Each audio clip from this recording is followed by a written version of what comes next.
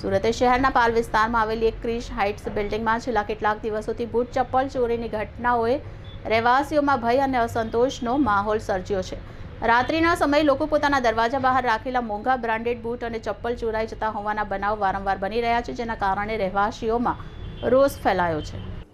બિલ્ડિંગમાં રહેવાસીઓએ જણાવ્યું કે આ ઘટનાઓ મોડી રાત્રે બનતી હોવાનું સામે આવ્યું છે। રોજિંદા ઉપયોગમાં લેવાતા ચપ્પલ સિવાય મોંઘા બ્રાન્ડના નવા કે વપરાયેલા ફૂટવેરને ચોરો નિશાન બનાવી રહ્યા છે। એક રહેવાસીએ કહ્યું, અમે રાત્રે સૂતી વખતે પગરખા બહાર રાખીએ છીએ, સવારે ઉઠીએ ત્યાં સુધીમાં તે ગાયબ થઈ ગયા હોય છે। આ ઘટનાથી માનસિક ત્રાસ થાય છે।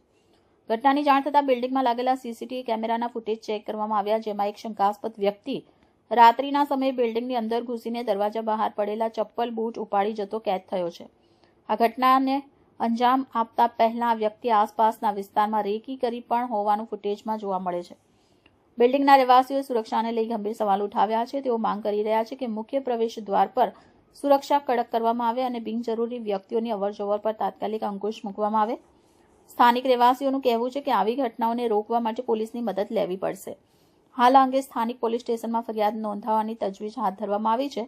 પોલીસે સીસીટીવી ફૂટેજના આધારે શંકાસ્પદની ઓળખ કરવાના પ્રયાસ શરૂ કર્યા હોવાનું જાણવા મળે છે।